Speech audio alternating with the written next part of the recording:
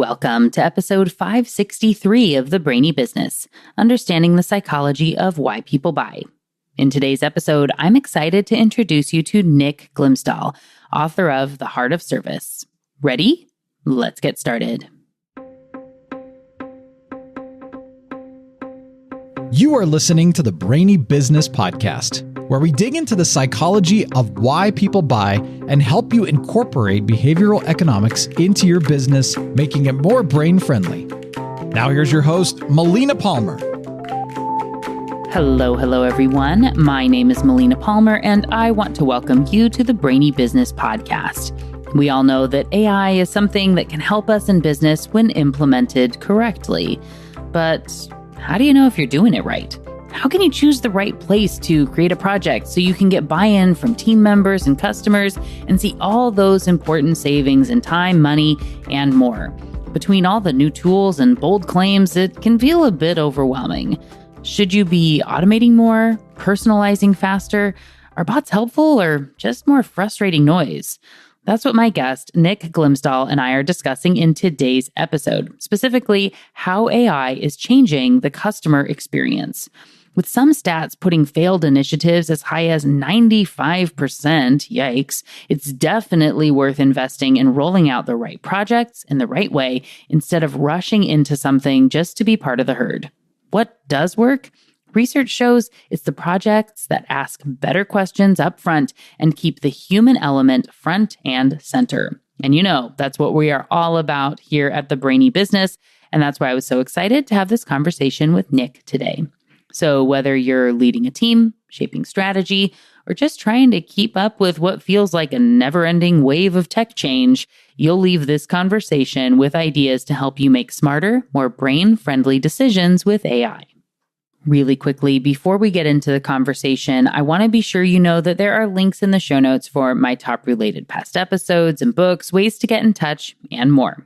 It's all within the app you're listening to and at thebrainybusiness.com/563. Now let's jump right in. Nick Glimsdahl, welcome to the Brainy Business Podcast. Hey, thanks so much. It's a pleasure being on here. Yeah, super excited to chat with you. You know, we, of course, have known each other for many years and keep up that network, I guess, on LinkedIn more than anything. Shout out to mutual friend Brian Ahern, who's a friend of the show and has been on a few times. This is your first time here, though. So for everyone who doesn't yet know you, can you share a bit about yourself and the work that you do?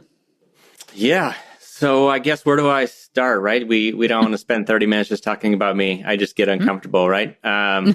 It's like the keynotes that you show up and they talk about me, and about halfway up, I'm like, yeah, we're good to go. Let's get to the meat of it. But so I got a book. It's called The Heart of Service. And I'm excited to talk about that a little bit today. I also got a podcast called Press One for Nick, where I interview a boatload of people, 300 plus people, anywhere from, CEOs of Starbucks, people who led Magic Kingdom at Disney to, the Chris Vosses of the world, the international hostage negotiator, and obviously Melina Palmer, who is one of the great guests there as well. And then I help organizations across the U.S. help deliver on contact center experiences. So it's a little bit about me. Yeah. So how did you work in a call center at one point? I did not. No. So it's interesting. No. I kind of grew up on the sales side.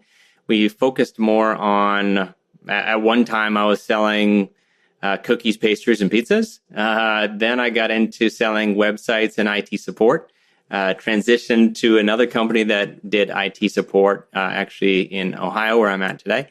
And then an organization approached me, which is the one I'm at today, about 8 years ago, and said, hey, I do like your resume and how you're consistently writing about the customer. You're consistently writing about just delivering on. I didn't have experiences or customer service in the title, but they kind of lean into that. And then from customer service, I kind of got more into that customer experience side, employee experience side.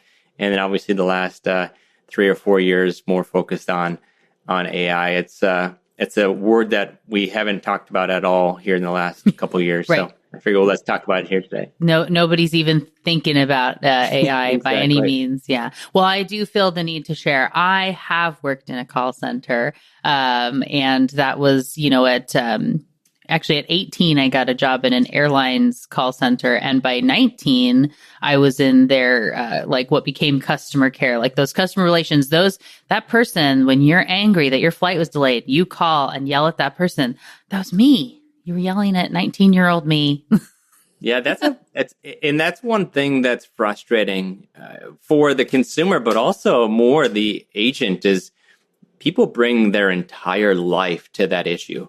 They don't just bring, I have to reschedule my flight, but my kid got a D in Spanish and I'm struggling with this at work. And, I haven't bought, we're less than a week away from Christmas and I haven't bought those out yet. So they take all of that out on Melina right at that time. And you're like, wait, what did I do? Like, what happened? Right.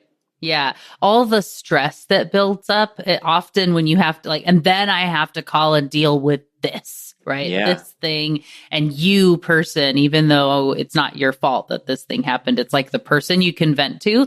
And so, the thing about, working in a call center is, some of those calls are quick and easy. And there's this balance between efficiency and doing the right thing and having a good conversation, like for someone to feel like they're getting that customer service, right? That you understand them and remember them. And maybe it's like a detail from a CRM and making it feel authentic, but not like I'm reading it out of a CRM, but how am I going to find all these different screens and pieces of data? And also I get mark down whatever you would say about that if I don't hit a certain number of calls per hour. And so that balance, there's people do not respect enough what it takes to work in a call center. For one, there is a lot of work to be able to balance all of that and be really skilled at it so that the other side, the person who's calling in feels that. That's the face of the company though. And as you said, with AI being a big factor here, right? So people want more efficiency, but we want that customer service element. Like how, can talk about kind of the history of it before jumping into the AI aspect if you want. But what are your thoughts on that and where, some companies either get it right or wrong? Like, what does that kind of look like? Yeah, I think it's interesting with some organizations. Earlier on, you think of the chatbot, and the chatbot was typically just a bad experience. You wouldn't have, you would chat and this pop-up would come back and they'd say, hey, how can I help you? You're like, oh, okay, cool. Hey, this chatbot. And then you start messaging it and it doesn't get what you want and it's not configured the right way. And honestly, it's just poor. And then you have to get to an agent and that agent is saying, hey, Melina, how are you? What can I help you with? What's last for your social, street grew up on, mom's maiden name? And you're like, listen, I already got authenticated through the chatbot. And they're like, yeah, but we're not connected. So can we please just start over, right? The more channels that you are switching from one to the next without context, that agent is beyond pissed off, let alone are they bringing their entire life to that moment. I think when it comes to AI, there's a few different ways to think about it. Some organizations are just saying, this is going to save me so much money. Yes, I'm going to spend this up front and I'm going to pay this X amount over this time, but I'm going to be able to lay off so many people and it's going to look good for me at the bottom of the line on Q4 when I have this great number of the amount that I saved for the year. However, it's going to create more strain and potentially, if you're not configuring it right or you're not focused on actually the outcomes. And the consumers, if it's not designed the right way and you're not actually listening to the consumer and or the frontline to ask what they actually care about, what's working for them. You touched on it earlier. How many applications are open? How can we collapse and consolidate a lot of that? What does our data look like? And should we be cleaning that up? What is the outcome you're hoping to achieve? What are the jobs to be done? And then work backwards to that. Don't just, if the C-suite's saying, we need AI, and you're like, great, what does AI mean? We need AI, right? And they come back to you and you don't have a clear plan or clear objectives or what you're hoping to solve for, and you're not asking the right questions, you're going to get blindsided. A lot of the manufacturers are going to marketeer the heck out of you. They're going to provide you with a sweet proof of concept, and then they're going to let you go live in the wild. And, if there's no ongoing support to maximize that investment, you're kind of stuck in the wild, waiting for the Black Panther to show up and eat you alive. So I don't know where that went. I kind of went off on a little curve there, but I hope that helped. Yeah, no, definitely. I was also having the visions of every single person that has, you think about how the technology has evolved over time, right? And that everyone has dealt with very representative. Yeah. Zero. Yeah. Please put somebody on here for me. I just need to talk to a human person. And if you don't set up the technology properly, then you will have that problem, and people are frustrated because, especially when it's how many clicks or buttons you have to press to get to a person. And if you've set this expectation that it's going to be that bad experience, it's really hard to break free from that. And it just reflects badly across your entire organization. So good news is, it doesn't have to be this way. There are some places where can actually have a good experience when you call in or chat with a team. And so if we think about how AI can come into that, so some research is saying that as many as 95% of AI initiatives are failing. And that's, here in 2025 that research was done.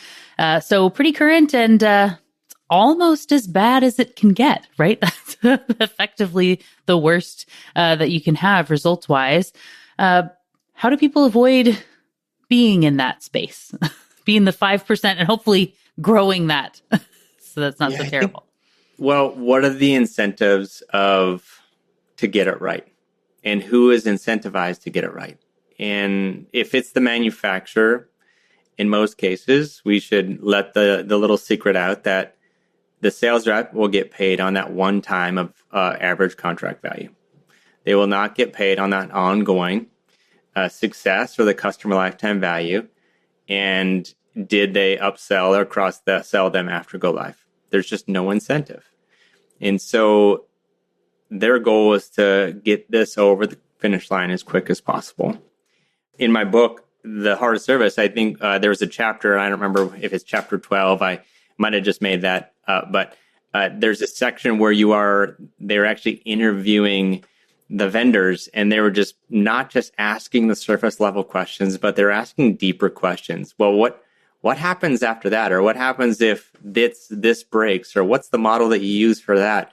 And I would challenge leaders to not just not ask ChatGPT to say, hey, give me the top 5 questions I should be asking to making sure that this is a great success. But actually bring in subject matter experts and dig into the outcomes that you're hoping to achieve, kind of going back to that. Don't just take what they're saying from the manufacturing side and saying, you know what, this is 100% true. You need to trust, but verify what they're saying. You need to test this out in a pilot or a proof of concept before it actually goes live. And I would recommend, thinking that an organization, maybe a small queue or a smaller or part of the organization that is going to have the least amount of impact if it doesn't go well, but also the ability for it to test effectively. And if you can do that and figure out what's working, what's not working, or can I tweak this or calibrate it in the right way to make it a better experience, and then start rolling it out across the organization, you're going to have a lot more success. And I think organizations tend to focus on the big bang than focusing on these small incremental. Go slow to go fast is kind of what I would start off with. Yeah, I fully agree. And, we're all about being thoughtful and asking those questions up front to save you time down the line, right? Like with any sort of software and whatever, they talk about at the early on, we're having the conversation, this is a $10 problem. If we shift and adjust, then very quickly it becomes a $10,000 problem, a $100,000, a $10 million problem depending on the size of your organization, right? If you have to try to, turn that Titanic sort of problem. And so if you can be thoughtful to why you're doing this, right? Why would we even lean into this here? And maybe we don't need quite as many people, but like if hopefully we're thinking about that customer experience as well as the balance for employees not being totally overwhelmed and stressed and having to just have that inefficient experience. Like we're talking about, clicking into a bunch of systems and researching the same stuff over and over and being thoughtful to the common questions that are asked and the context behind them, that hopefully, that AI can help it, so that, like you're talking about the chat bot that just can't pick up on the nuance in the way that someone is going to ask the question back in the day, right? Especially with how they were programmed, but potentially they can be better now, right? Of being able to answer those quick questions in a way that someone feels like, oh, good, I accomplished that. And I would say for I don't want to go so far as to say 99% of people, but it does feel like 99% of people don't want to have to call your call center, right? Like, I don't want to talk to you. And so if you can help me accomplish that, then that's great, right? Sometimes I need to talk to a person and then I really, really want you there. So maybe it's like 95 and like 5% of the time I have to call. And I want you to be able to pick up quickly and understand and empathize with me and to be able to get it and to care and help me fix that and feel like I matter to the organization and you solve my problem, right? So what about that balance there, I guess, between that like efficiency and empathy and that like, whether it's 80-20, 95-5, like that sort of split? Yeah, I think anytime that it doesn't matter if you're a consumer or if it's an acquaintance, if there is a gray area in communication, that person on the other end of the line that's not receiving the communication typically goes to the worst case scenario. And nobody's saying, and similar to what you were saying earlier, that nobody just calls into a contact center and just saying, hey, hope you have a great day. Your product's working. The service is great. And I'll talk to you tomorrow, right? Air high five. They say like, stuff's going down and I'm on fire and I need to stop, drop, and roll. And you need to figure out how to make this, a better experience. And I think there's some things that you can do with AI in the front end. If it's inside the IVR, if you see that they have an order for a resupply for a CPAP machine, you can authenticate them inside the IVR, and you could, once you authenticate them, you can say, hey, it looks like you're scheduled for a resupply on December 19th. Would you like to go ahead and get that started? You could say that your delivery is on the way.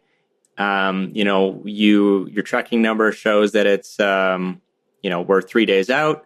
Is there anything else I can help you with? So or you can provide them with proactive notifications. You could send them an email. You could send them a text. You could send them an automated voicemail if you really wanted to.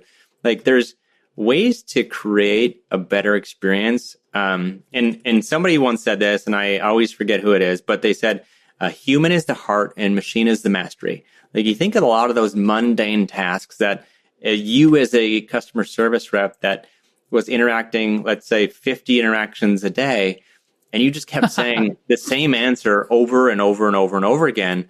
And you're almost, in some instances, and I'm not going to blame everybody, but you're trying to shut them up so that you can get that answered quickly, because you said you are measured on the amount of interactions you take or the length that they are, how much time is my after work.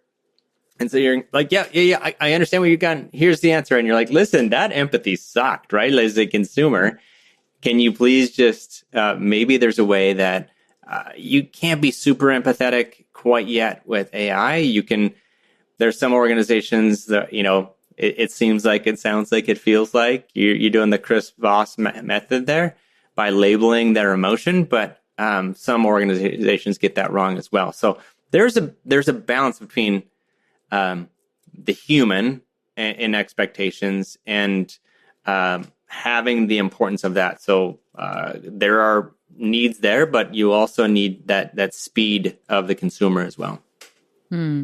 So if we think about trying to find the test, right? So we don't want to rush into something. We're going to be thoughtful about this, and we're going to start with a test. What recommendation would you have for like questions people can ask to help pick, if I was going to attack this, right? I would think, okay, there's a segment that we want to deal with? Like we can maybe go ask the team if there are what's like a common question, or what takes you the most time to do the same thing over and over again. And maybe there are some metrics they have, and we can see where this translates into, doesn't just have to be a call center, right? It could be in the marketing department or in AI and finance or something. But if we're able to say like, what's the thing that you hate doing that's super, mundane and you're doing over and over again? Or, what is super cumbersome that doesn't have to be? Where are you wasting time researching? And then you can find like one kind of thing that has a quick fix and kind of that low hanging fruit. But what would your approach be? What do you recommend people ask and do to find that first test case for the AI?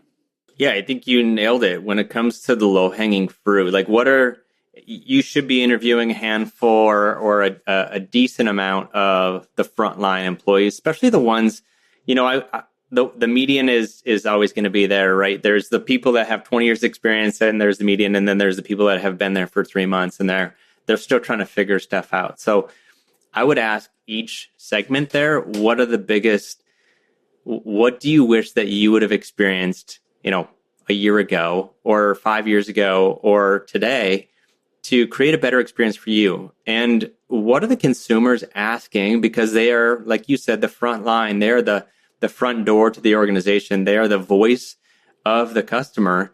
What do they continue to be frustrated about? And yes, you can go back inside the contact center and look at your speech and text analytics. You can look at your topic spotting and what are people are saying. You can see when people are dropping 4-letter words or raising their customer sentiment level. But hearing it straight from the organization or the front line, I think those are important to address. Then there is, what are the mundane, what are the emails that I always have to send, or the follow-ups? If I'm on, in most cases, you're on one email as an agent, you're on one phone call, and then you could be on multiple texts and multiple chats at a time. And some people if you can get people, one person on multiple voicemails or voice calls and multiple emails, then, duplicate them and send them over as many as possible. Not possible that I know of, but you can do it. But there are different strengths in these organizations. Like, is the data correct? What knowledge in an ideal state would you like for it to populate in real time? And then on the supervisor side, if they're listening to the interactions, you can score now 100% of all interactions, and they could answer either yes or no questions, or even questions that are not yes or no, or more like, did they greet the person by their first name? Did they go through this? You can go through a checklist and it'll like checkbox sections around, did they verify who they were? If they didn't get verification on the front end, they could say, did they mention this specific special? Like, there's all sorts of things you can do, but on the knowledge surfacing side, what would be ideal, and questions that you answer all the time that you would just wish inside a chat or an SMS, where you could just drag and drop or push over to get the answer and then tweak it as needed. Like, there's all sorts of, there's probably another 100 questions I'm not thinking about on the spot, but those are kind of the high level ones, that the low hanging fruit. And then from there, once you lay all those out and you're looking at the journey of the customer and the journey of the agent, and you're like, what could I solve with this? And then what's the outcome that I'm hoping for on the reduction level? Is it 5% reduction on after call work, or is it, 45 seconds and the average is 2 minutes today? Well, if you save 45 seconds over 2 minutes instead of 2 minutes, that's a significant drop, depending on how many calls you make. So there's all sorts of stuff that you can do to create the best experience possible. Yeah. And I really like, something that I think in many ways you kind of said offhanded, but like, I think gets into something that people might not have necessarily been thinking about, and why it's so important for whether it's like, executives going to set this up or, looking for where they're going to invest. Like, for the supervisor to get a report of information, like, and not having to sit and live listen to calls so intently. Like, I know it's like a certain number of calls that are monitored, and recorded, and somebody has to sit and listen to those to, 2 per person at least for the month. And then you sit down and talk to the person about it. And so if you think about like the time that's most valuable, right? And of course, everyone's time is valuable, but for a company, they tend to pay the supervisors more or managers more than what the, person who's actually taking those calls. And so if you can have less of them having to do those audits and listen live into those, maybe they just get clips instead of having to listen to a full call. And they get reports and something to listen to, like flagged if there's a problem, and you don't have to go through everything. Then you just also are able to save money there that can help, overall with, then they're investing that time in coaching people instead of listening to calls and making notes about, what they might need to do differently. Yeah. You can also, inside the speech and text analytics in most contact centers, you can get a summary of that interaction. You can look at the sentiment of that interaction. You can look at the next steps of that interaction. You could translate it. So let's say you have people that are also speaking Spanish and I don't speak Spanish, and maybe that supervisor doesn't as well, but you could translate that interaction in real time or after that interaction and say, oh, this is what happened. And then you can communicate back to the agent. There's all sorts of crazy technology, and obviously there's voice bots, there's virtual agents, and now there's agentic agents that are coming out. So we want to be more thoughtful about what we want the thing to do, how it's going to help us, both for the bottom line people that work for us and the, customers on the other side of those interactions. So we want to balance all of that. And then, even the best laid plans, right? Status quo bias is a real thing, familiarity bias. And, if you just like drop a new system on people, they don't always adopt it. And so, especially if you weren't thoughtful in how you roll it out. But what tips do you have for people to make sure that they don't have this issue where, you go live and the team never improves and doesn't do it, and it was just a big waste of time and money? Yeah. Well, I think that is a huge risk. What would you say 80, 90% of it, implementations, maybe even general, just stall, or they're not what your expectations are. I would spend a considerable amount through that implementation on user acceptance training. And that's train the trainer, that is train the supervisor, and making sure that what was promised is delivered. Because I think that can get gray. If you're signing something quick or you're signing somebody, I've seen cheap implementations. I've even seen free implementations on both AI and the contact center. And it was more vague on the implementations. And then they ended up paying almost the same amount, if not more, on job change orders because of the expectation wasn't set from the beginning. So what I think is very important, though, is that user acceptance training, so that at go live, people are not saying you didn't set expectations, you didn't help deliver this, you didn't give me any training.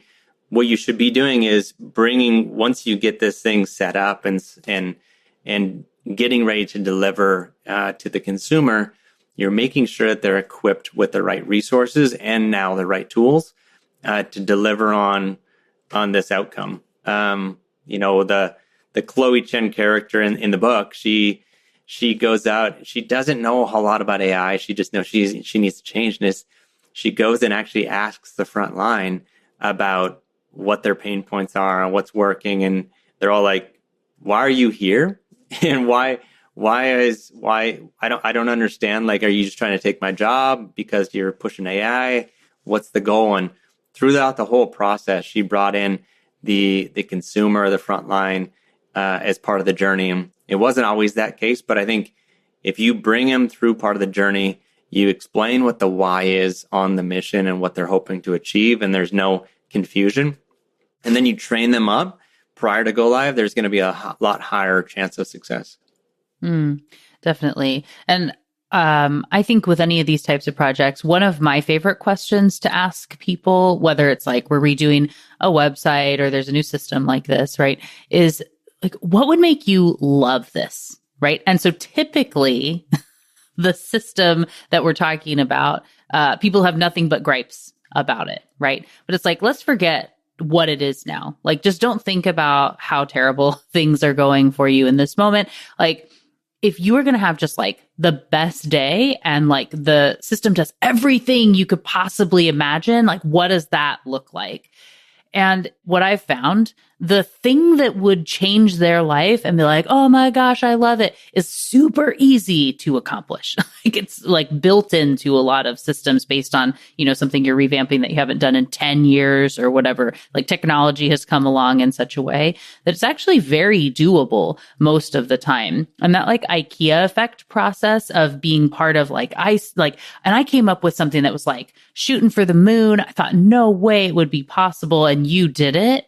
Like, people then are much more bought in because they got to be a part of that process. So that's one of my favorite questions and ways to approach it. Do you have any other like favorites from you that you've seen, either that you've asked or that, others have asked, to help kind of just get people out of the like focusing on what they don't like and being more bought in a process? Yeah. I've seen people say, if you had the magic wand, right? Like, how would you make this a better experience? I do love your question more, so I'm going to start stealing that one, and I'll put the MP next to it as a copyright. Nice. But I think when it comes to consumers, what I don't want to do is just say, I don't want to be the yes guy, where somebody says, I want it designed this way, and I'm like, okay, cool, like, we can do that. Instead of saying, hey, that's interesting, like, thanks for sharing, what would make this a better experience? Like, is there a way that I could integrate this into something else? Or could I not have 3 applications open at the same time? Or if I could make this either simpler or a better experience for the agent or the consumer, what would that look like, or what would that do for you? And so then you're just having different conversations instead of saying, yeah, we can do that, and you're writing it down now in the statement of work. It's not being consultative. It's not being an advisor or a guide at all. You are basically taking notes, and at the end of the day, AI should be able to do that. That's going to be the differentiator, I think, on the sales side of whether you are just the order taker to going through that process, or are you a consultative seller who's going to deliver outcomes and focus on what's best for the organization? Because, AI can now search the websites that you're on, understand the architecture, probably design it better than some of your organizations, but they can't be human and deliver on those additional questions. Yeah. And I think there's so much of people don't even know, like, you can get so stuck in the mud or like the muck of what's there, right? Of like, it just, especially when it's like call after call and long hold times and like stressful situation, like then asking someone like, so how could we improve? Like, I don't know, like, just fix it. But then they don't like the thing that you gave them because they said that in a moment. It's, hot, cold empathy gap, all sorts of fun things happening there. And so there's also like just observing, like where you say like, well, that's interesting. Why'd you click over here instead of doing that? Or like, you answered this way. Like, I haven't seen someone do that. Like, tell me more about this, right? Whatever, right? You can gain knowledge by observing too. So a whole balance of investing up front to help create that positive example, to which I would love to ask, we've talked a lot about when it goes wrong. Let's end on a positive note. Do you have an example of ideally, a real life one, but like when, like anybody that's gotten this really right, like what are the benefits that come from just like really like nailing that balance of efficiency, empathy, bringing in AI and real human interaction? What's a great example of that? Yeah, I think there's so many examples of organizations that are trying to do it better. The length of time for like a sales cycle. So let's say I got one of them that I was just thinking of off the top of my head, and there's many more we can talk about too. But like with sales, it's typically you're focused on the speed to lead. If somebody, let's say you're an insurance company and you're also selling, one insurance company to the next insurance company, it's hard to tell the difference. What would differentiate you is the length of time it'll actually take to get in front of you, get a meeting scheduled, and then it's ultimately up to the salesperson to deliver on that result. And, we helped an organization not just, they were on, I think, 6 different applications. It took, I think, 26 minutes to deliver on getting somebody to a human as quick as possible. That was their quickness calculator. And with the integrations, with setting it up with inside their Salesforce, putting in an always running outbound campaign, and then we kind of asked some automated questions on the front end. We had the conversation started within about a minute and a half. And then from there was workflows. There was that next best action in real time. There was the agent summarization of that interaction. And then you can also do using agentic AI or like agent to agent integrations. There's all sorts of stuff where you can kind of do the summary of the interaction. It'll recommend an email. But there's so many ways to just be different, but still be authentic when using AI. And so that was just like one I thought at the top of my head. There's so many more around just the burnout of the agent. I think, I don't know if we talked about it on my podcast. I always use like the internal, you want to focus on AI internally before you focus on AI externally. And I use the analogy as a married guy, right? If mommy ain't happy, nobody happy. And the same is true with your consumers, right? If the agents you're not setting them up for success, you're not equipping them with the right tools and the right process and the right data and the right knowledge, your consumers will feel it. And so I would continue to reiterate and calibrate what's going on, and don't just like set it and forget it. This isn't an easy bake oven. Like, this is something you should be consistently looking at to making sure that it's delivering on the results. As you know, as a consumer, we're just never settled. And our expectations are higher than they've ever been, but also lower than they will be next year. And so how are we focusing on always meeting the expectations? It's not like we have to be the Amazon or the Zappos or the Disney of our industry. Sometimes one of my friends, Nick, also, he once said that sometimes you just have to beat the DMV. Like, you have to beat the experience that you're having today. And that could be a horrible experience, because going to that next product or solution or service is easier than it's ever been, switching from that next one.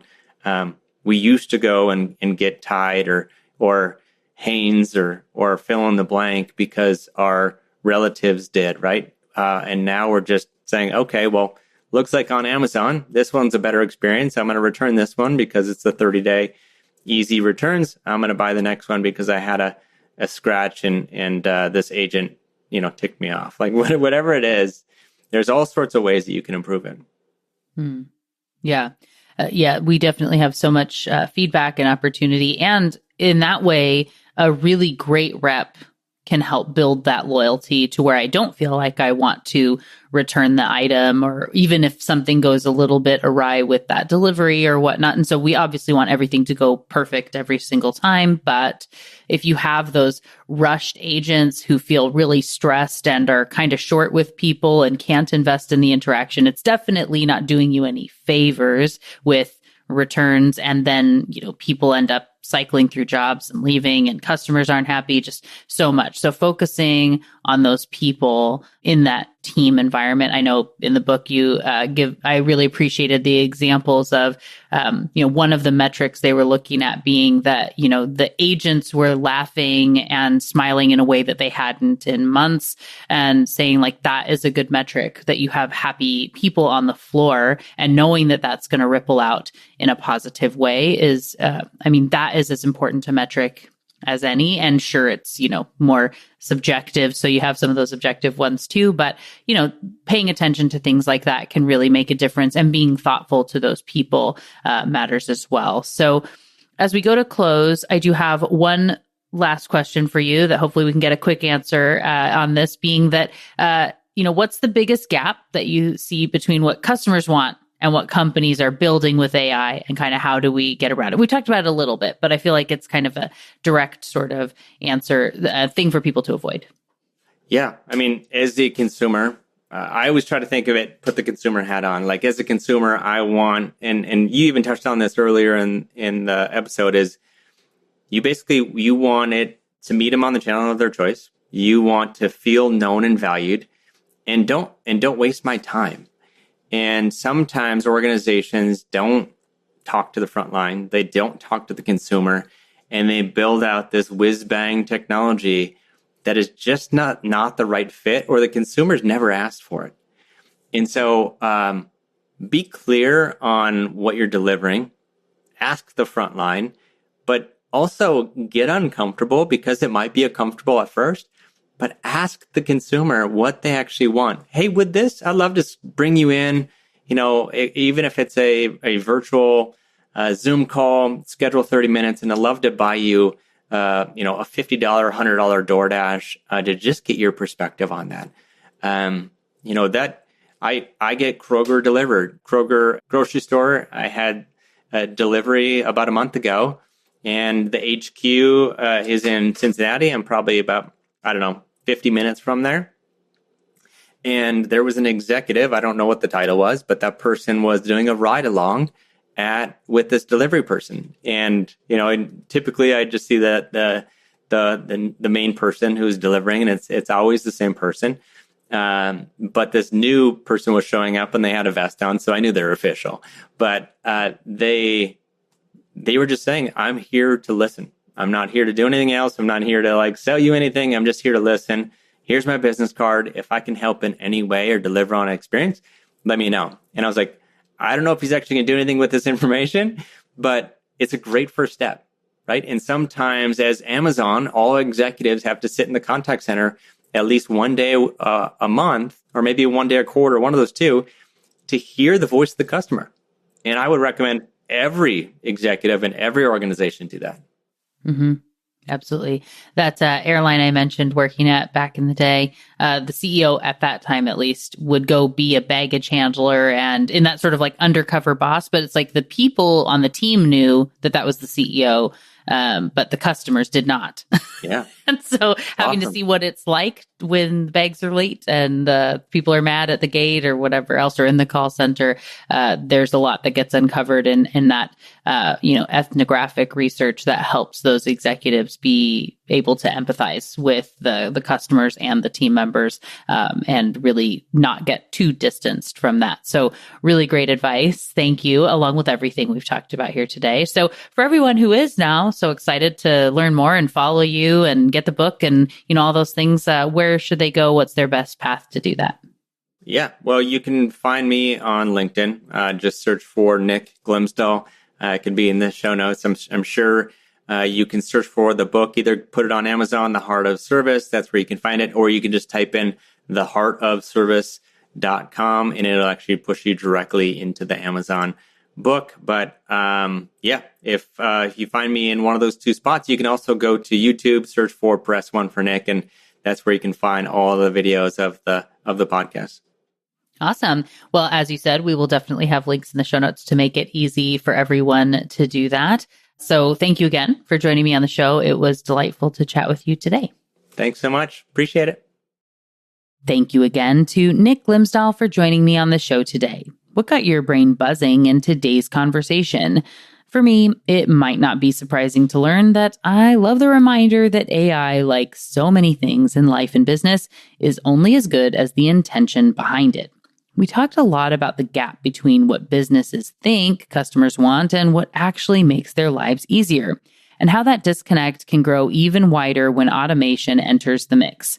And that's really the key here, isn't it? AI itself isn't a strategy, it's a tool.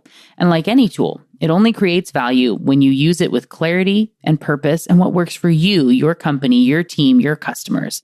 And that's why understanding your customer's actual journey, their motivations, friction points, and moments of truth is non-negotiable. If you skip it, the most advanced AI in the world is not going to help you connect. It's just going to make the disconnect more efficient. And of course, you have to consider your team members as well, their journey, their workloads, what they're working on, motivations, friction points. all of that. It's dual-sided and you have to work on both of them. And if you do that thoughtfully, it can make it much, much, much more likely that your initiatives will succeed in a way that helps your business to thrive. So that has me curious. Where are you hoping that AI is going to help your team or customers to have a better experience? Come share what resonated for you on social. You'll find the Brainy Biz just about everywhere, and I'm Melina Palmer on LinkedIn.